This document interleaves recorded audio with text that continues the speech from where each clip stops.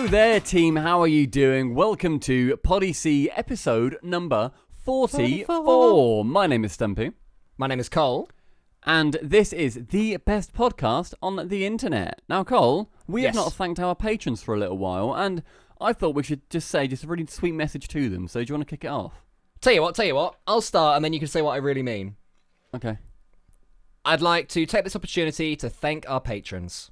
I'd like to take this opportunity to make sure patrons know they mean nothing. Without them, we would not be able to do what we do and still have it be our jobs.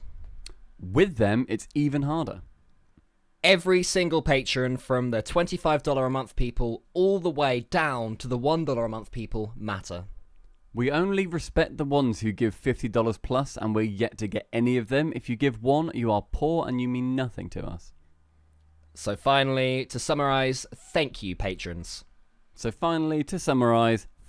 you, patrons. Fuck you. Fuck you. Fucking hell. Get over it, lads. It's ridiculous. If you want to join the team of fucking patrons, go to patreon.com/subparbitnhd, and that helps support the Poddy C and more episodes and us generally, which is really nice. But also, you know, if you're chilling out and you're listening to the podcast and you can't do that, that is 100% okay. You've got just as much right to listen to it.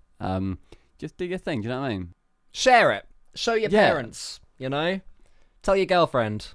Now, I appreciate this message is going to go to the people who can listen, but to those who can't listen or wants to recommend it to people who don't have Spotify or iTunes or like Google Podcasts, the website that we host it on, Buzzsprout, that does have an in-website player, and I think they have an app as well, as does Podbean or Podbay.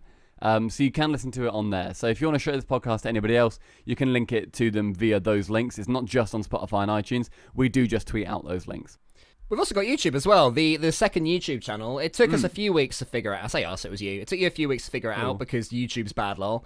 But now we do have the second YouTube channel alive and kicking. So if you've been waiting for that, then go and check Subpub in HD and you should be able to see it there. And all of our former episodes are there as well.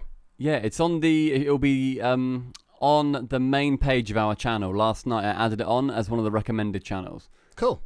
So I think it's the top one on the right-hand side. It says Subpar Podcasts. So head over there.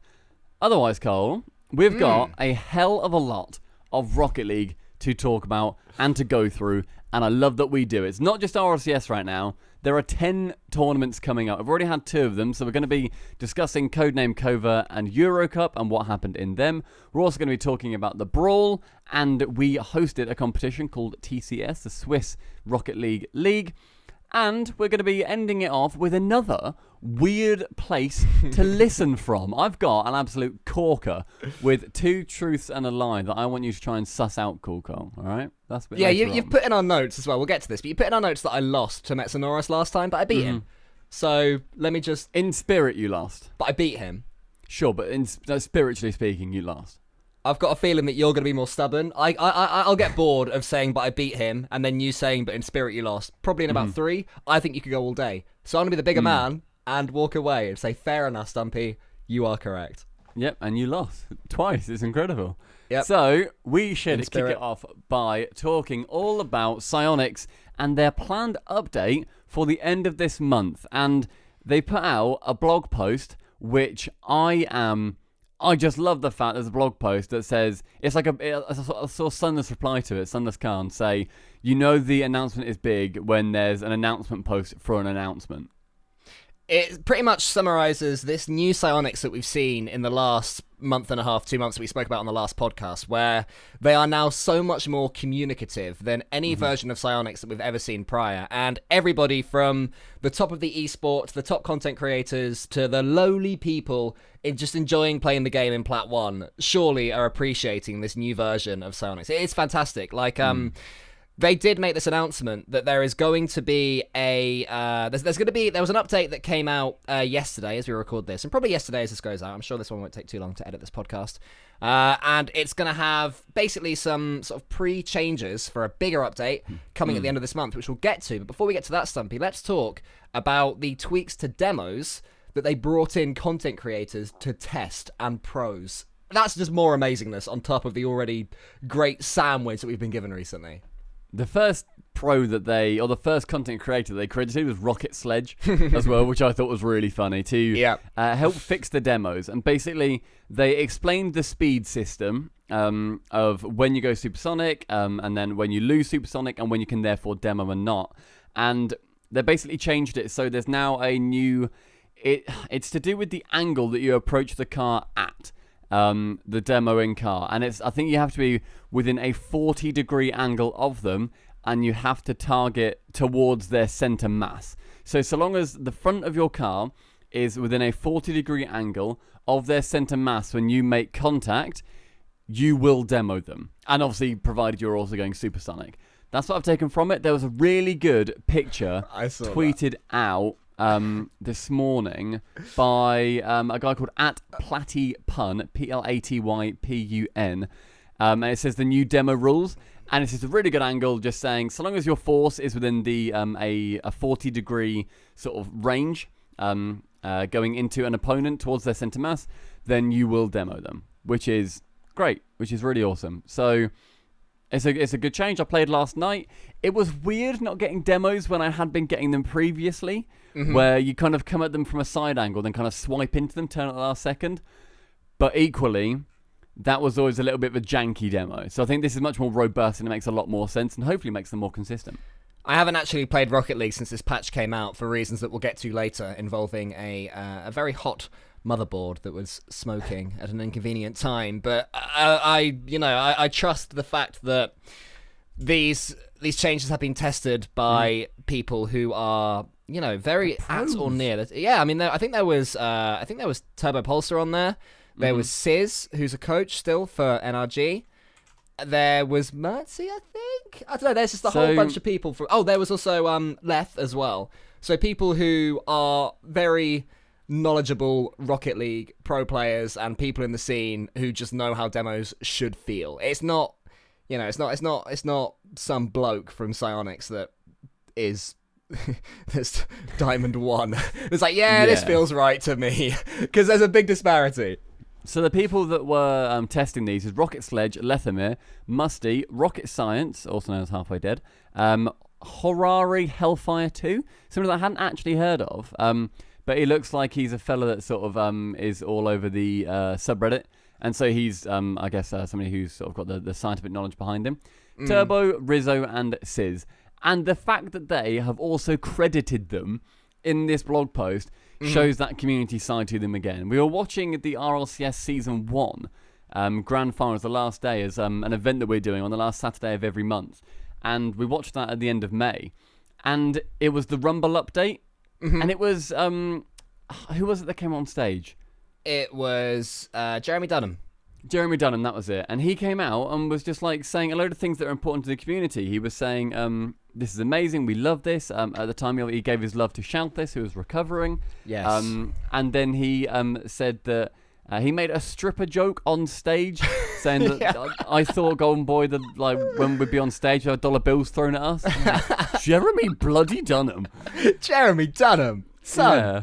And yeah, it's just really cool. I love the fact that it was just so nice. And it seems like we're getting that side of Psyonix back. And it's something that we've been missing for a long time. So Psyonix, absolutely adore that. Really, really incredible move, I think, in the right direction. More than the right direction. I mean, from what I can see from them now, they're pretty much there. They've gone the right direction and they've arrived. Now they have to stay there, which, maybe it's the hard bit. But I back them. This new version of them, I completely back them to remain where we want them to be. And, Stumpy, we can now have some fun speculating what the big update is going to be. So they've said that at the end of this month, they will announce the 5-year anniversary update for Rocket League, which is coming on July 7th. So I'm not sure if this patch is going to be released then, or if this is just going to be sort of part of that conversation. But basically, there are massive changes coming into Rocket League. Big, hyped tweaks. Now, is there anything that you are hoping for or expecting or maybe nervous about that could be tweaked in this update if and when it happens? Well, are the tweaks to do with the game, or are the tweaks to do with the external side of things? Because looking at the patch notes, it says the V1.78 update prepares Rocket League for future content releases. So like you've got all the content, there's like 3.7 gigs. So you've got all of the like content already in the game now. It just has to be like released. I don't know what the update they're going for at the end of the month. It's going to be the birthday update. I don't know how much of that is going to be like new maps and stuff. But I think it will be new maps. I think we get new maps. I think we get non-standard maps in ranked. That's my big guess. I would love that completely. Just to make things clear. So before this update came out, they said, we're looking ahead to the rest of 2020. Look out for a small update tomorrow, which is one we've had. Plus, stay tuned for info on our 5th anniversary event and what's coming later this year. So maybe it's not about in-game stuff. Maybe it's more of an event thing. So it's like extra collectibles. Not particularly clear, but equally it opens it up to both sort of sets of speculation. Here we go. So Athena, in response to the tweet, she posted a screenshot from their comment saying, we're working on a big update to Rocket League later this summer, and while we're not quite ready to reveal everything coming to the game just yet, be on the lookout over the next few, I presume, weeks or months. So that's why I've got it in my mind that this is going to be a big update, right? So the evidence is there that there is going to be lots of fun new things added to the game. So Athena on Twitter, she was hopeful that there'd be an update to the tournament feature, which is one of the things that they added, and then it wasn't worked on again, which is disappointing. So hopefully it will be an improvement to that, and that will be part of that. But is there anything else that you want to see? So you've said new non-standard maps, and I think that would be fantastic. But let's let our imagination run wild. This could be the next drop shot, man. This could be an open world map navigation system where instead of doing it through menus, you zip about in a big room and you drive into Urban Central and you wait for people to join you. This could be anything. I think we're going to get another hybrid car. I'm really letting my imagination go wild here, so rein me in if you need to. Hybrid I think of what, we're though? getting That's the question. maybe a plank car. Plank or hybrid, which is more exciting? Plank. I think we're getting another plank car that is used for a week. Cool. Wow. Jeez. Why aren't you in marketing, mate? I'm enthralled at the thought of that. For me, I would like the next drop shot because the closest that we've had for a non-regular game mode that's been as good as drop shot has been Heatseeker. And Heatseeker was really good, but for me, it doesn't quite reach the magic of Drop Shot, which is just, to me, it's like it's a secondary game to regular Rocket League. It's that good. If it was its own game, I'd buy it and I would enjoy it. But you so I'm hoping. Play it. I think I you know, say how much you love it, but you never play it because there's nowhere to play it. But you're right. That's a fair point. Yeah, there is comp. Yeah, you're right. I should go back to playing that a lot more. I can't even play Rocket League at the moment because my computer died. Mate. Oh no! Right, no, you can't. I was playing it all the time before then. Like, no, you weren't. I'm always sending you messages saying let's play Drop Shot together. When is the last time you played Drop Shot? Would you say? Wait, no, you're right. It's way too long ago, and I do miss it. But I know that what I know is that as soon as there's an opportunity to play it, or as soon as I get into the mindset of playing it, I will love it. Whereas I couldn't say the same with Beach Ball 1 or with the weird boomer mode, spike mode. You know, I appreciate them chucking those out. But it's not quite that level of magic that Drop Shot has been, and that's what I'm hopeful for in this. I love the fact that they're trying different things. We've always said, try something, see if it works. If it doesn't, fair play. Like, you've given it a go. You've still learned something. It doesn't matter if it's not necessarily worked. So, I think I'd like to see. I think Heatseeker is an incredible game mode, and I'd love to see that come back into into mutators as well. So hopefully that'll be coming. If anybody has any speculation as to what they think this new big update could be, then let us know on Twitter, because we are going to be reply to the announcement tweet that this episode is live, and we'll give it a look and we'll reply to you guys, because I think it's going to be huge. I think because they've spoken to content creators about the demos and stuff. Maybe they've also spoken to content creators about this new game mode and said, what would you guys like to see? They've had a proper roundtable discussion. I think that would be huge. Me too. Whatever it is, I'm really excited. And praise Psyonix right now. Absolutely awesome. We have got a hell of a lot of esports stuff going on. So, we're part way through because we've had Codename Covert and the Euro Cup 10K. They have happened, and they have been absolutely sublime, with a little bit of drama going on in the Euro Cup 10K with a couple of decisions that were made, which we will get onto, because there's something very interesting to chat about with the 0-second server crash. In terms of the results in the Euro Cup 10K, BDS won it. Them. BDS blokes. They were really entertaining as well. I enjoyed watching their games. Not often when you see somebody who is like a team who isn't the favourite sort of win a tournament, they've had to grind it out a little bit. You know what I mean? They've rode their luck. They've not looked like the best team. They've just happened to get the win. Whereas BDS, I think I said as much on the predictions actually for when we did the prediction on the final day of the Euro Cup. We did a pre-stream and we were doing predictions. And I was saying that BDS had caught my eye, which isn't a particularly sort of I was by no means the only person whose eye was caught by them. But they didn't just pop off on the final day. This is the team that came into the event and looked quality from the beginning. And for whatever reason, something about the way they were playing, it seemed like it wasn't going to run out. And goodness me, it didn't. They won the final event 4-2. They beat Mouse Sports twice in a row. First in the upper finals, then in the grand finals by 4-2. I mean, the finals, Mouse Sports never looked likely in the grand finals. Bear in mind, they would have had to have a bracket reset. I think from the off, it was BDS's to lose. So fair play to these guys. And Extra now has a happy home. He's such a pretty player, isn't he? You just know whenever the ball lands on Extra, he's going to get an edge out of it. He catches it, he goes to the wall, and he does something clever in the air. And it's beautiful to watch. I mean, BDS managed to beat Barcelona 4-0, Dignitas 4-1, Mouse Sports 4-3, and then Mouse Sports 4-2. And I think that kind of journey, it's not like they've just gone through a couple of nobodies and they've got there. They've got through the best teams in Europe. Mouse Sports, though, they're a team that I really want to praise because with Fruity on that roster... Fruity. My word, that is a revitalized team. I don't know if it's honeymoon period still, but he really fit in well on that roster. They were really close to sending BDS to the lower bracket. Couldn't manage to do it. They then had to take on Vitality themselves and beat them 4-1. That is still an incredible statement from them. And I love the fact that Fruity has found a home so soon on a big org, on a big respected org. It's just really good. So fair play to the Mouse Sports lads for getting as far as they did. Obviously ended up losing 4-2 in the grand finals. Trying to get that bracket reset is just such a nasty thing to try and actually have go well for you.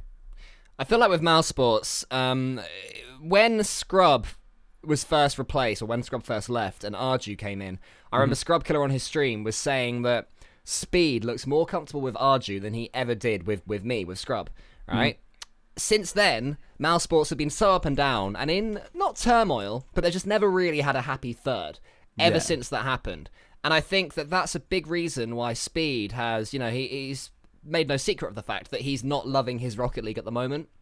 I'm hoping that Fruity coming in, Fruity with whom he had such great times with back in 2018, early 2019, whenever it was with the Bricks, I'm hoping that this is the team that revitalizes Speed's love of the game, because he is such an entertaining player to watch. He is so speedy, isn't he? He's such a fast, nippy little shit of a player that him, when he's feeling confident and feeling happy, just adds something to the scene that it's nice to have, and he's a great personality as well. So I'm really hopeful that Fruity coming in is going to bring back the happy Speed that we know and love, and thus will improve their results, and Mouse Sports will continue to be a top team. Because, as I said to you on the stream as well, Mouse Sports, when Scrub came in, they were looking to be top 2 EU, by far and away.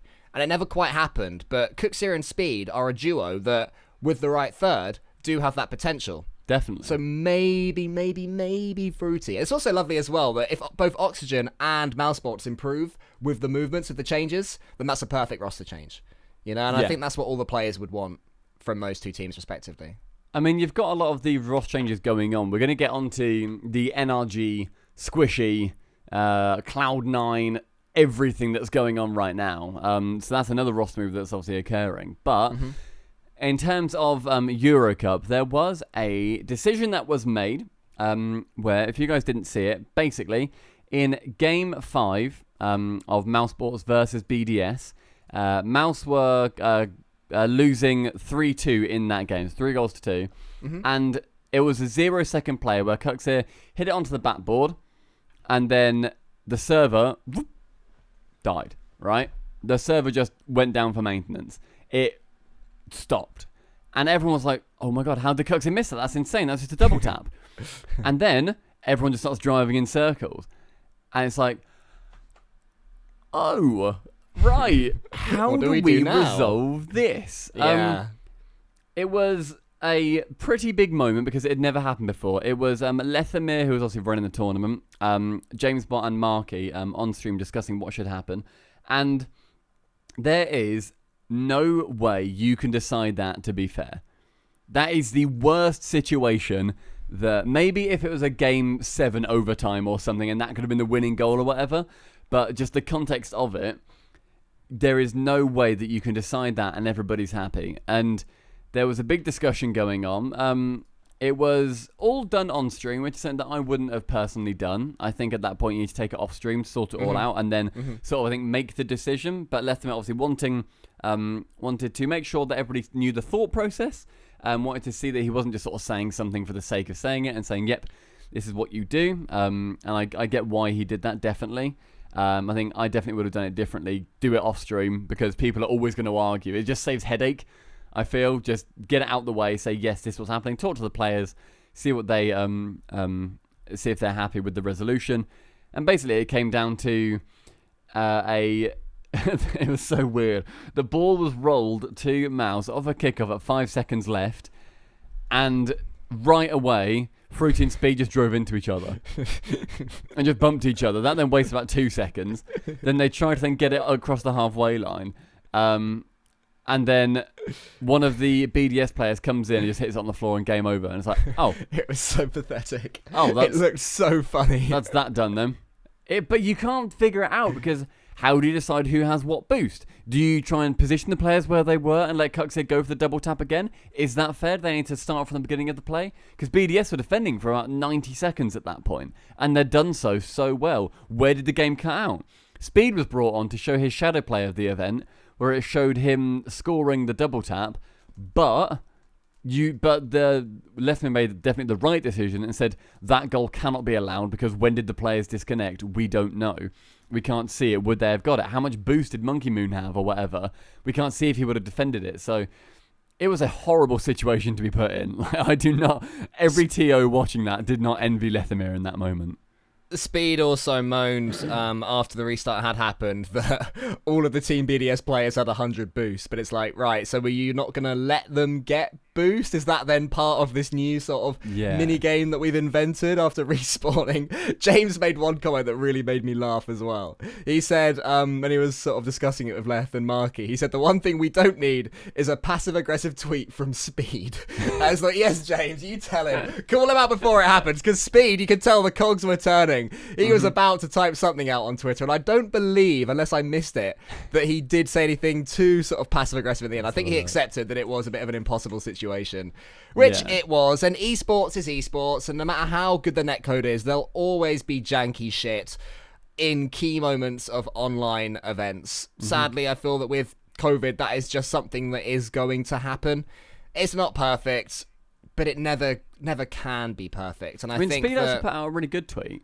In the end, he said, the problem is no person's fault. It's the shit servers once again. You cannot give a good verdict which both parties agree with in such a lose-lose situation as that. GG's BDS, losers finals. And yeah, I think it comes down to the fact that obviously servers have been getting worse and worse ultimately because of the strain that is being put on them with generally just on the internet. There's more people at the moment at various times.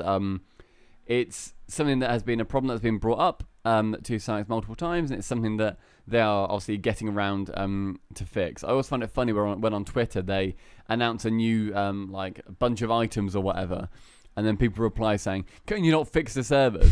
And it's like, well, different teams, you different fucking teams. idiot. Like different it's not teams, yeah.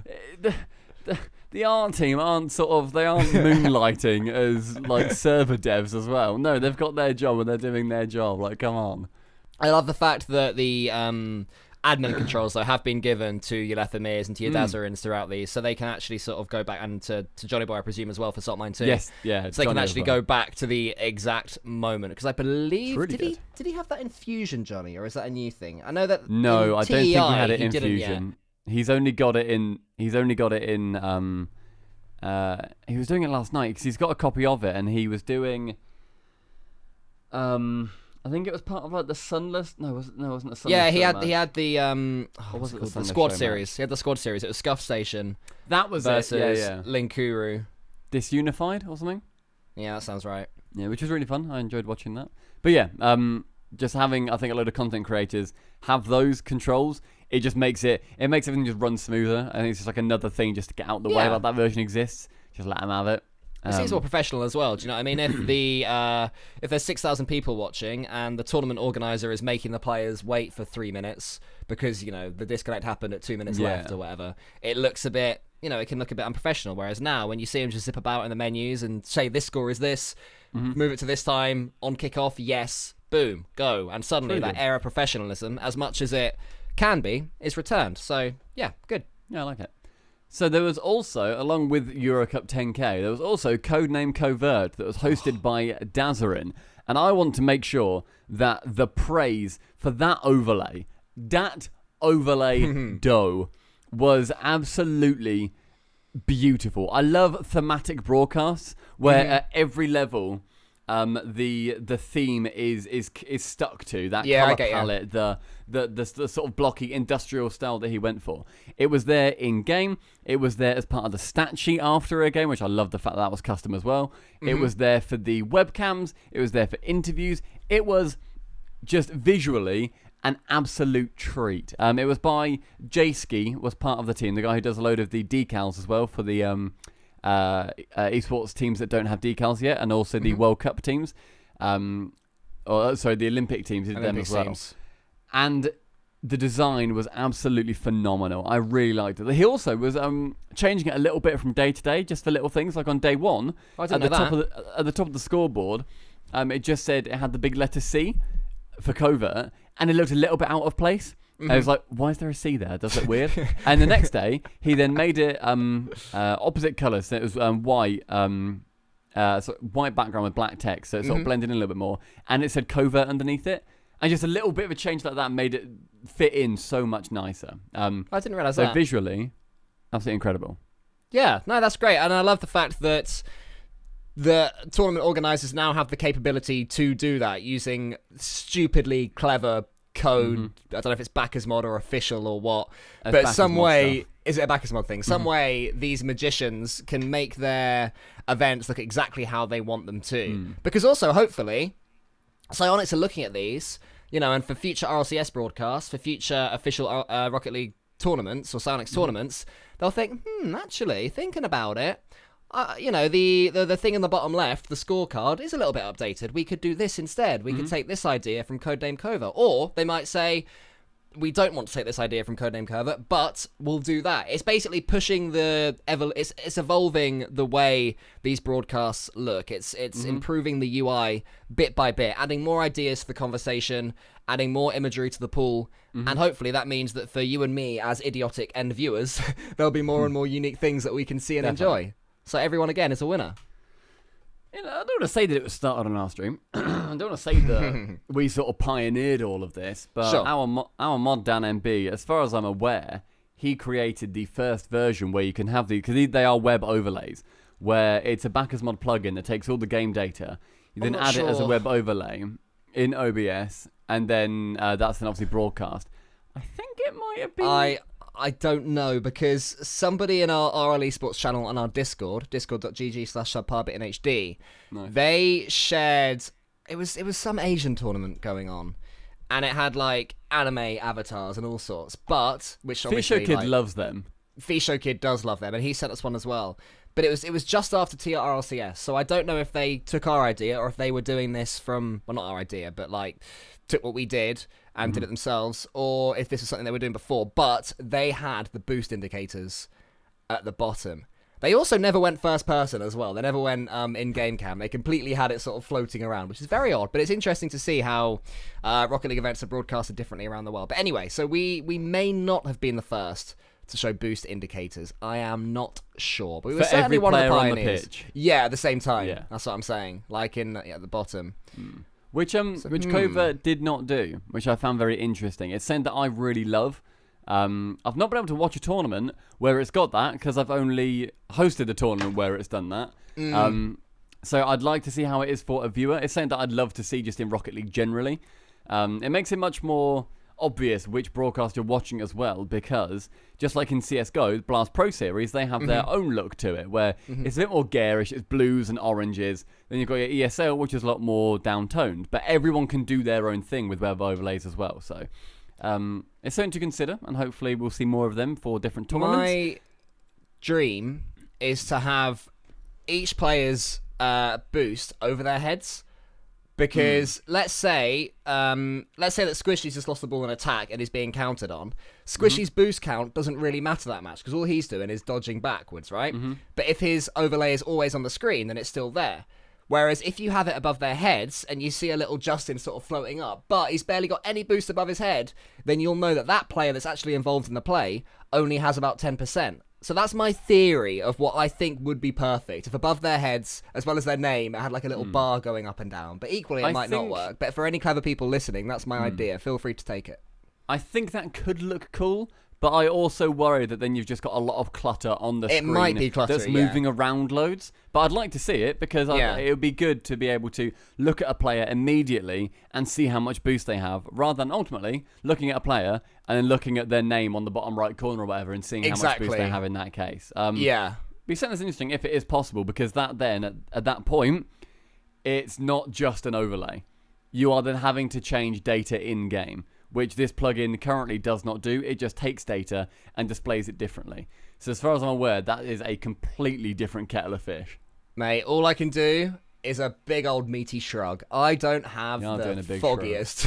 I do not have a clue where that begins and where that ends. If one is code and one is overlay and one is API and one is magic. Fuck if I know. All I know. APL. Yeah, loads of All I know is that I bet it would look cool. Damn it. In Codename Covert, NRG won with their El Clasico roster. Know what that means? Of Garrett G, Justin, and Turbo. No, you're wrong, Stumpy. God, sorry, I almost didn't pick up on what you were doing there. You're completely wrong, friend, because Turbo Pulsar has recently been kicked from NRG, the man whom I believe has the second highest tournament winnings in the world, who has won 4 world championships, has been replaced with some bloke called Squishy Muffins. Now, that is a huge change, because so much of Turbo's appeal is that he is not mechanical. He is a game sense boy. He always seems to be in the right place at the right time. He will happily... remember when we had Gregan on, and NRG with Turbo, when you were exciting and winning everything, Gregan was saying that he had watched Turbo's camera from a tournament sort of replay, and there was a period of like a minute and a half, where Turbo was just shepherding. He wasn't even touching the ball, you know? He was just in the perfect place to stop his opponents knocking the ball into the position where they would want to knock it. Squishy replacing Turbo implies that NRG believe that play style is becoming defunct, is no longer going to win you world championships. It's a huge statement that they've made. Would I personally disagree? Would you say that this is a good or a bad roster move just on the surface of it? I mean, it's easy to say it's a good move now, considering they've beaten Space Station Gaming twice in a row, 4-3, and just one Codename Covert, right? My instinct at the time was that it was a good move. Likewise. Far be it from me to question the great, mighty Turbo Pulsar, right? But I feel like he needs to use this opportunity to really catch up mechanically, because it does show. It is noticeable at this point, where most of the players in the RLCS and even the RLRS have so much flair and so much creativity and so much that they can do. From me watching and my lack of knowledge compared to these guys, most of the time I can see what Turbo's going to try. And I think that you know what's in his wheelhouse. He can't surprise you anymore. Like, exactly. Everything that he does that is the best thing to do at this moment, and therefore he will do it. Obviously that's like sort of within his range. But then you see where Garrett was kind of getting to that point. And when we spoke to Verge, Panda was at that point a few seasons ago. He was who I was going to mention, yeah. Panda. Where his mechanics were his weakest point, and Panda thought he was fine. He can just carry on doing what he does because ultimately he's done a couple of wins, and that's all right.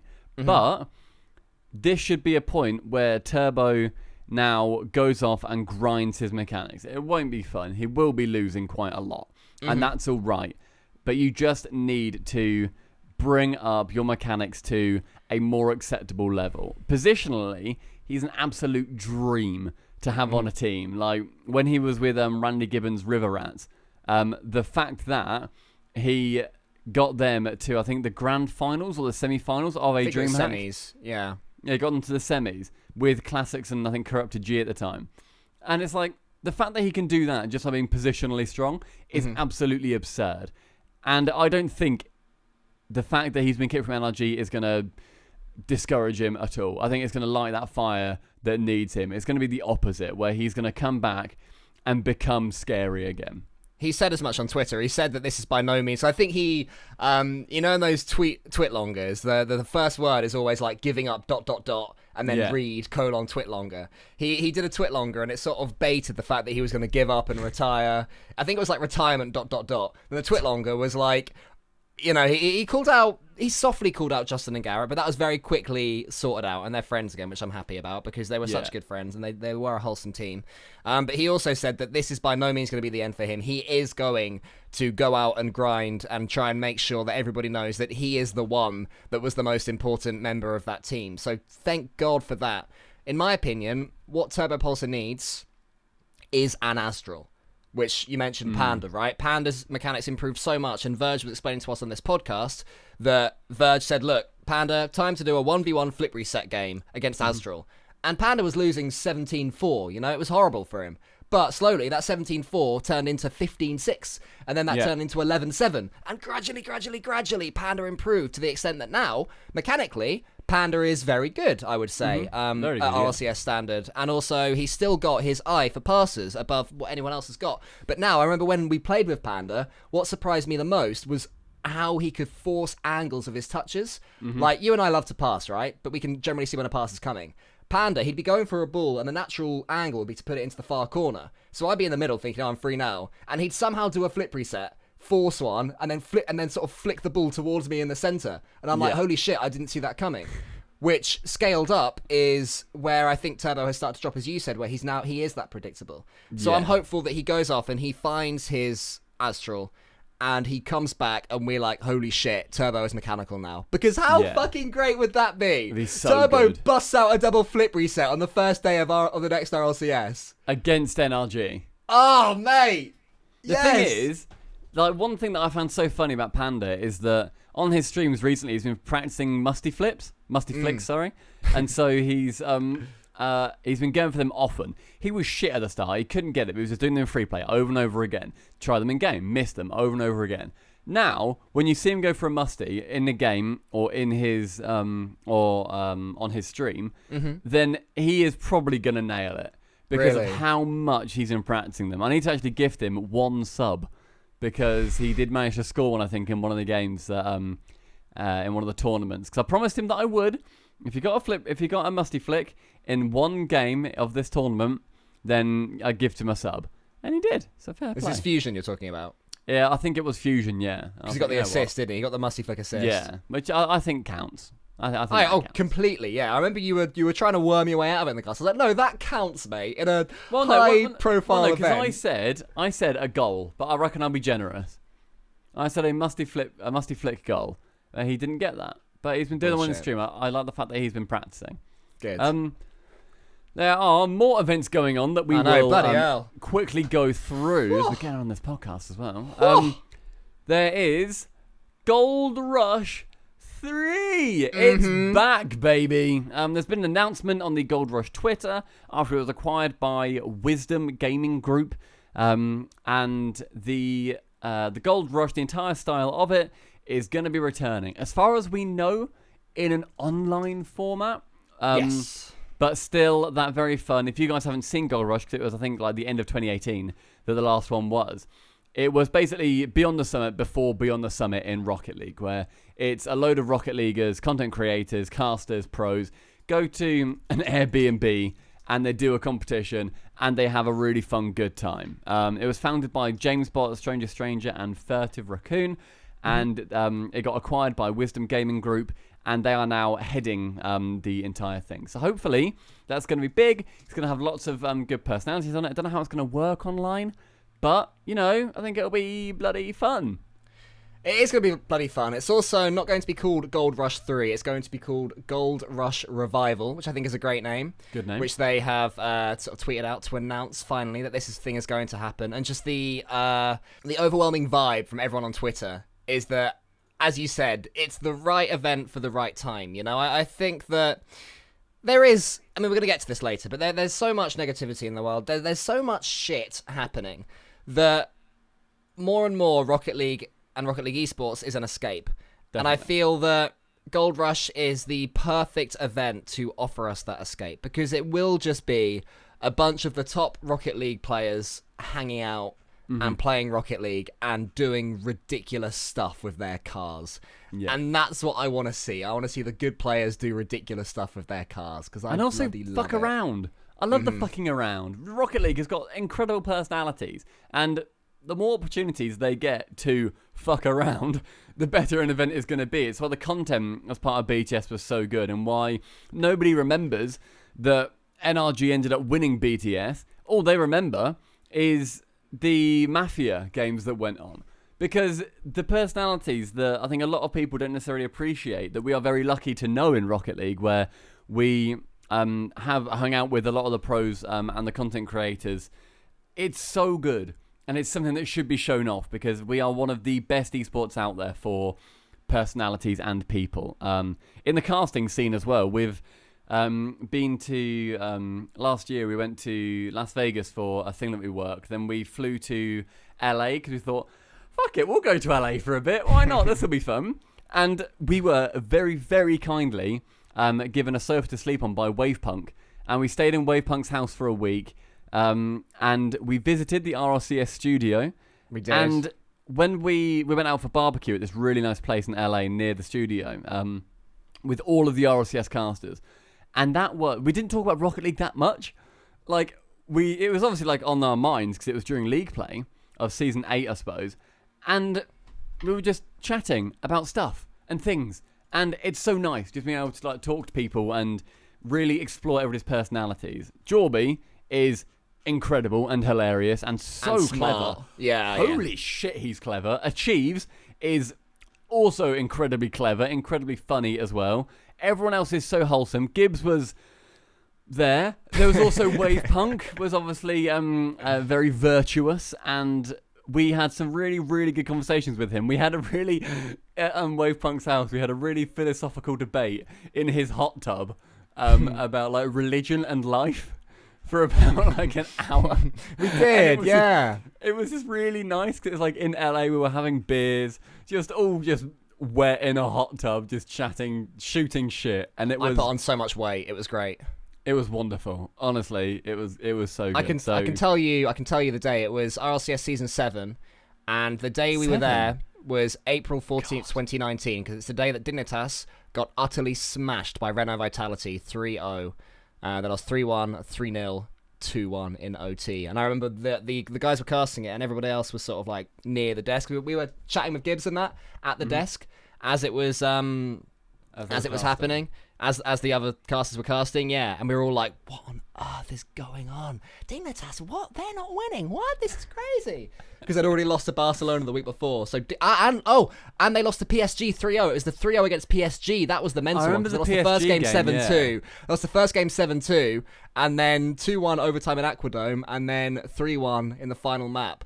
So yeah, that was it. And then later on that day, they lost 3-0 to Renault Vitality. So it was April 14th, 2019. Yeah. And I remember watching the first episode of the final season of Game of Thrones. Really good. With the RLCS guys. And that was such a surreal thing. Because normally I'd watch that in my office or on my telly or whatever at home.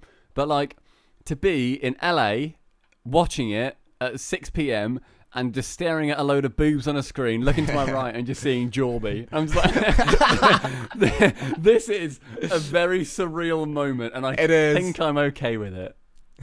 When more of those personalities can be shown through these tournaments, these community tournaments as well, it's an incredible thing that can really be shown off and celebrated within Rocket League. We've got a really good mix at the moment with the 10 events that Psyonix sort of gave to us with this June and July extravaganza of Rocket League. There's a great mix. So I've never made a secret of the fact that I'm much more into the bravado myself as a viewer, and for that, Codename Covert, the grand finals casting between Stax and Dazarin was so impactful to me and so impressive and so powerful. And yet equally, I have really enjoyed sort of kicking back and listening to, like, I love, for example, James Bott showing Leth the ropes of casting, and also Marky the ropes of casting, sort of nailing Marky that vibe. Was so good. He was good, wasn't he? Yeah, exactly. His analysis wasn't just good for an ex-pro. I was really enjoying all of the input he was giving generally. It wasn't just input as well. I like the fact that Marky wasn't afraid to call the players out. Do you know what I mean? He was very capable of saying he's messed up there and he shouldn't have done that, and he's better than that. So which was a nice sort of edge. He had an edge to his casting, which I really liked. And then obviously with the Brawl, which we're going to talk about in a second, that is a whole new vibe. Let's move on to that now. So the Brawl is ongoing. This is the Brawl 10K. And it's hosted by Lawler, and ESPN are involved as well. So yesterday there was an ESPN pre-show with Leith, Lawler, and Shogun, and sort of the ESPN guy was hosting it. And that was really good as well. I enjoyed listening to that. It was 30 minutes long before the Brawl started. I watched it all, and I had a good time talking in chat. I was a bit annoyed that at one point the host said, which team should we be looking at for their comms, because the Brawl has this amazing thing where it cuts to player comms. I love that. And I was in Twitch chat at SubHub NHD, and I was just saying Rogue, please say Rogue. And bloody Leith and Lawler were talking about Space Station or whatever. And it's like, Rogue have the best comms. Clearly, everybody. They are. I know, I couldn't believe that. When we casted them. When we casted them in the previous Brawl, by the way. So last night, Group A was done and dusted, and Pittsburgh Knights and G2 emerged through, as expected. But my favourite thing was in one of the games between G2 and Mirage, basically whenever Lawler would cut to their comms, either team's comms, they'd start losing. So people in chat, when G2 were 3-0 up in a best of 7, they were like, G2 comms, so they lose. And they cut to G2 comms, and honestly, as soon as they did, G2 were like losing, and you could hear the players go, what the hell was that? As Mirage just get like a bullet flick into the top corner. And chat was like, it's happening!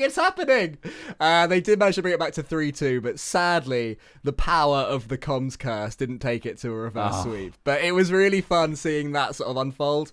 And that was a new experience in Rocket League, because it was sort of interactive Rocket League casting. And normally, as soon as casting begins, it sort of loses that interactivity a little bit. So it was really interesting to be part of that yesterday with the Brawl. The entire comms thing that the Brawl does and that Lawler has really pushed for is absolutely fantastic. I love the fact it doesn't just dip in for 30 seconds and then dips out and then goes back to casting. Yeah. It's, okay, in this game, we are going to be listening to G2 or whatever the team is. I think it's such a good look into how teams do end up like communicating through a game, whether they're losing, whether they're winning. And also, he was making it clear that, like, he was going to be... When we're between games, he was going to let the teams talk. He's not going to be in there like when the coach is going on. He respects everything that they're doing. He respects that they need to do their coaching. No, I think it's really good. So make sure you keep an eye out on the Brawl, because that is happening across this entire week, actually. Something else, Colby, we should keep an eye out on, mate, Go on. This word from our sponsor. It's me. Hi, you're right. I'm the sponsor. Sorry. Did you want to be the sponsor? No, can I do the bit where I said, and now a word from our sponsors? Yeah, go on. And now a word from our sponsors. All right, it's me, the sponsor. So, if you are sitting there, and it's summer, obviously, wherever you are, unless you're in Australia, which is not a real country, you are thinking, God, it's bloody warm, isn't it? God, this is warm. You want to go to shop.subpar.gg, our merch store that is hosted on Gamers Apparel. If that URL doesn't work, go to Gamers Apparel. Give it a gander there. Search Subpar. We're on there. So is Shogun. There you go. And you can get some shorts, some really nice shorts actually. Some nice like fleece shorts, which are very comfy. You can also get shorts. Hoodies. You can get some jorts, with Cole's face on each butt cheek. Oh, if only. You can get a onesie. You can get a big old lovely subpar flag, which you may have seen in the background of our streams on my webcam. You can get all kinds of things. Also beautiful hoodies, t-shirts. You can get officially... Unofficially. Mouse mats. No. What? No, why? No. Officially, unofficially, you can get mouse mats. You can't get mouse mats. No, sure, but we've also literally got officially and unofficially t-shirts and mugs. Unofficially, yeah. Oh, right, Which yeah, is, that too. Yeah. That's cool, yeah. that. Well, no, you say that too. That's not that too, because your thing is not a two. What? Mouse mats shouldn't come front and centre? Mouse mats are not an official and officially design, but the t-shirts and the mug are. But give it a look. You know? I didn't realise when you did the officially unofficially thing, I didn't realise you were setting up that t-shirt. I thought you were just doing a officially unofficially. No, never. Like I've always got a plan with what I say. Always know where I'm going.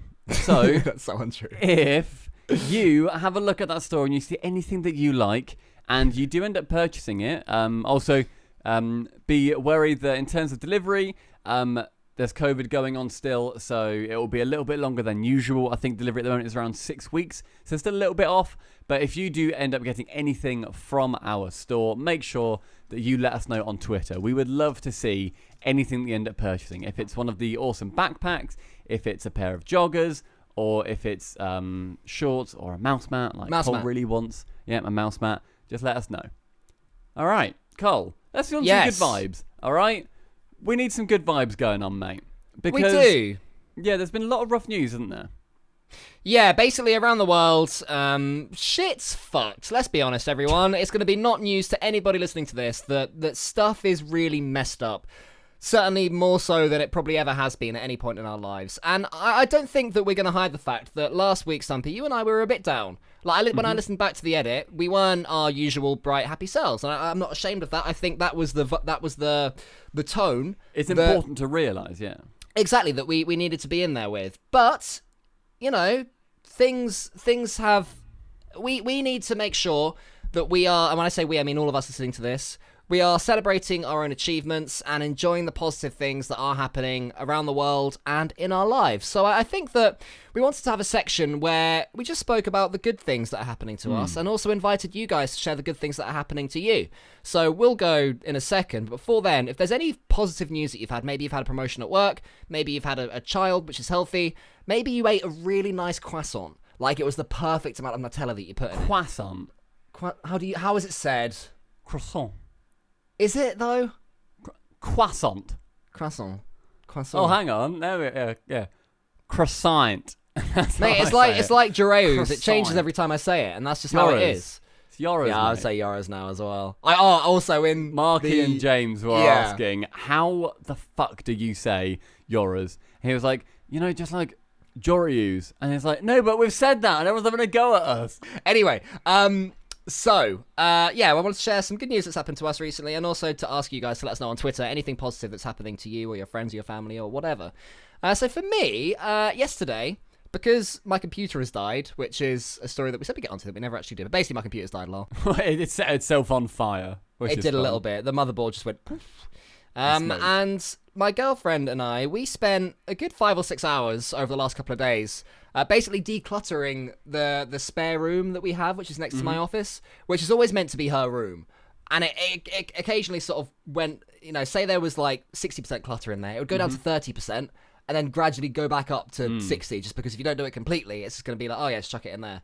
But yeah, yesterday and a couple of days ago, we spent a solid few hours just really going through it, and now it's beautiful in there. And my lovely girlfriend now has a room of her own in which to relax that isn't a sort of communal room of hers and mine. And that makes me really happy that she has a chilling place now. So yeah, I'm it's very proud important of the to have your own space. Agreed. Very, very important. Mm-hmm. How about you, mate? I've got a load of things going on, but we'll get onto that in probably like 2 weeks or so. A load of stuff happening with me. Good and bad at the moment, but all sort of intertwined with each other, which is always fun. Yesterday, out of nowhere, some people listening to this might know the YouTube channel and sort of turned streamers, Hat Films. Some of my favourite YouTubers, been watching them for about 7 years, something like that. For context, Stumpy always mentions these guys when we're sort of talking about improving ourselves. Stumpy always says, "Oh yeah, check out the Hat Films, check out how they've done it. you are a super fan of them, right? Like, genuinely. Yes, give them a lot of praise. I love Hat Films; they're absolutely fantastic. And they were the first channel that I'd seen do, because we're in a unique position on this channel where, and our Twitch channel especially, where there's more than one person. A Twitch channel is usually one person who heads it, who fronts it. It is them, and then if they stream with anybody, they're on their own partnered Twitch channel. Hat Films very interesting because they're one of the only other channels really that I've seen that have multiple people and always have done. There's 3 of them, and they squad stream on Twitch, and yeah, it's really interesting how they do it. So they've always been something that I've looked up to, and I've made quite good friends recently with a fellow called Casual Gamer Guy, who is absolutely wonderful, an absolute dream, a beautiful Swede, who I started watching him and his chat, and then ended up playing some Rocket League with him. And he's then come on our stream, played with us. He's in our Discord, all that kind of stuff. And he's good friends with the Hat Films guys. And yesterday, they were looking for another person. So it was the 3 of the Hat Films guys, plus their editor, Craig, and Casual. And they said, we need one more person, just do some like sort of private, like 6-man games, basically. They're like gold like level. They're not, but they're like trying to improve. And I was like, yeah, fuck it, I'll get in on that, because Casual invited me. And during that, when Casual asked if I wanted to come on, I was in a conversation with our producer for our TV show. And I basically said, look, I need to go. I'm so distracted trying to sort this out. I'll speak to you soon. He was like, okay, fair enough, fine, you do your thing. Ended up playing with them for like an hour and a half. That's really cool. That's lovely. Yeah, we're looking at hopefully getting a collaboration video of us training them out soon, hopefully. And that'll be absolutely awesome. But it was just nice, playing Rocket League and enjoying it, playing with people that I admire a lot and enjoying it, being on voice comms with them and enjoying it. I don't normally fanboy over people, but I was shaking, like, I'm playing. Was it tough to be normal? No, that was fine. Voice-wise, I was nailing it. I was bossing the midfield. But, like, Nice. my hands were shaking. Oh, baby. God. I was missing aerials. It was a nightmare.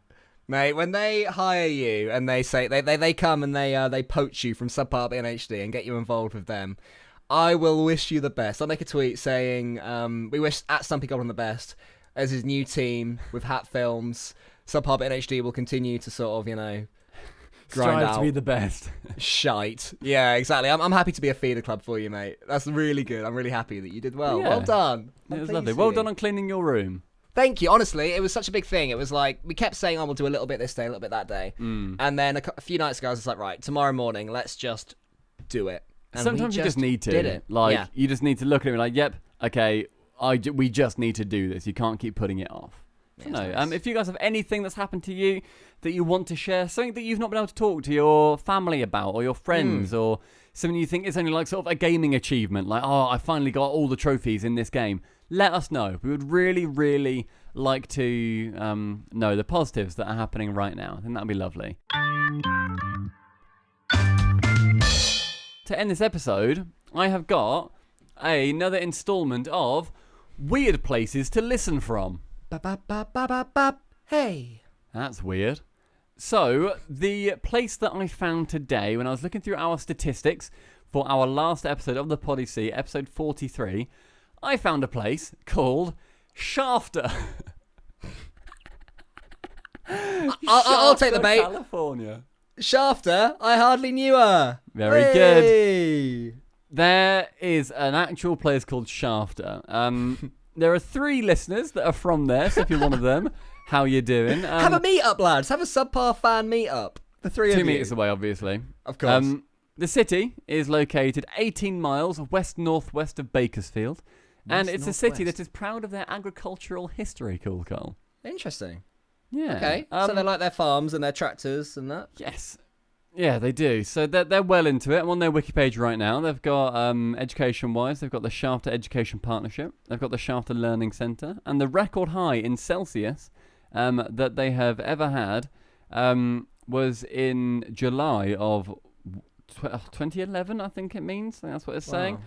And it was 46.1 degrees Celsius. Fucking hell. Shafter, mate, you are overly heated. You should try and fix that global warming, lads. December, the record high they've ever had is 27 degrees Celsius. That is too hot. I bet it's really muggy as well. Like, it's sort of like thick heat. Have you ever seen the subreddit Mildly Vandalized?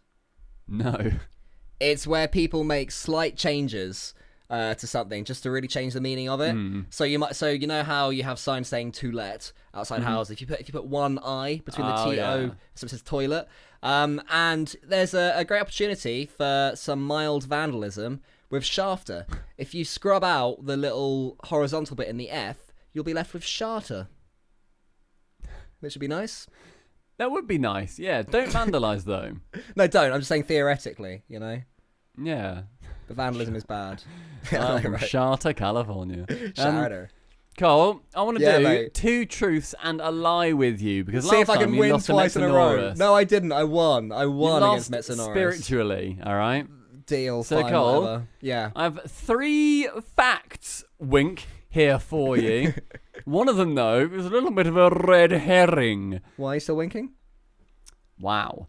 Cole, the first fact that I have got for you is... In Shafter, California, the largest local crop exports include almonds, cotton, carrots, and grapes. Okay. Okay, so Okay. Remember I said they're proud of their agricultural history? Yeah, you did, didn't you? You told me that one. The city, and I've not written the entire thing on here because there was a little bit extra that I did see, wink. The city sports a 10 gigabit Ethernet connection for the main facilities in the city, and they are planning on upgrading that to 40 gigabit What? for every resident. 40 gigabit? Yes. Like 4 gigs a second? Yeah. Okay. Okay, yeah, Right. yeah. Yeah, Okay, the final one. yeah. The population is around 17,000. I can give you the exact number if you would like. Yes. The exact number is 16,988. Okay. Okay. So I saw you looking to one side when you read that number, but that could be clever goblin lying of, oh, just pretend I'm looking at a monitor as I make up a number. There are, in amongst that, so the population is 16,988, and there are 6 elementary schools in Shafter. Charter Elementary. Shafter. Okay. So which Welcome one of to these Shafter Kids. isn't true? Which one of these is not true or go? To run through them again, the largest local crop exports include almonds, cotton, carrots, and grapes.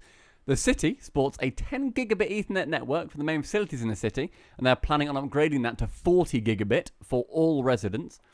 And the population is around 17,000, and there are 6 elementary schools.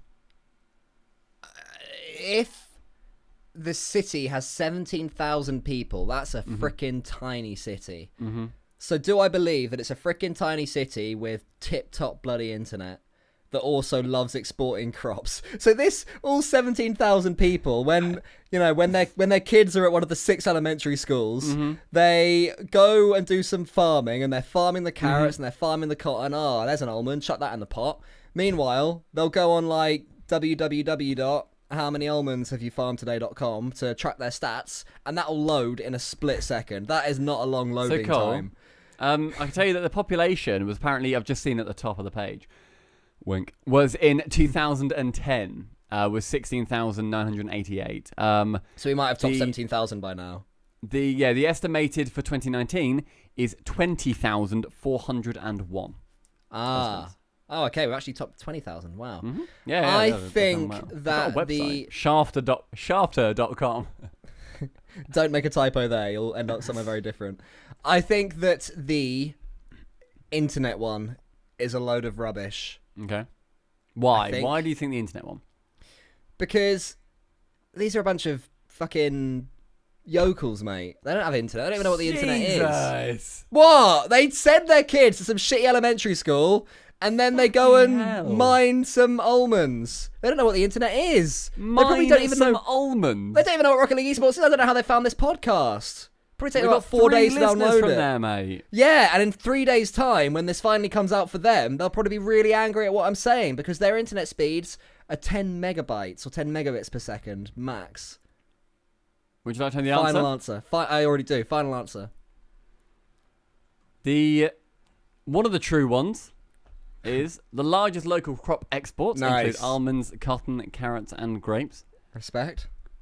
The other true one Ooh. is Ooh. the city sports a No! 10 gigabit Ethernet network for the main facilities and is planning on upgrading it to 40 Fair play. 40 gigabits for I'm sorry, every resident. Shafter. I got you wrong. I thought that you'd have no technology at all, but actually you've got really speedy internet, It's but just no mad. modern phones to use it on, unfortunately. That On your was, by the iPhone way, 1. apparently made in 2006, and it's a 25-mile fiber optic backbone ring. What on earth? I know, I don't know what that means, but it sounds cool. Oh, here we go. The city of Shafter is the only municipality in the Central Valley that offers fiber optic connections. So they're actually ahead of their time, even in their area.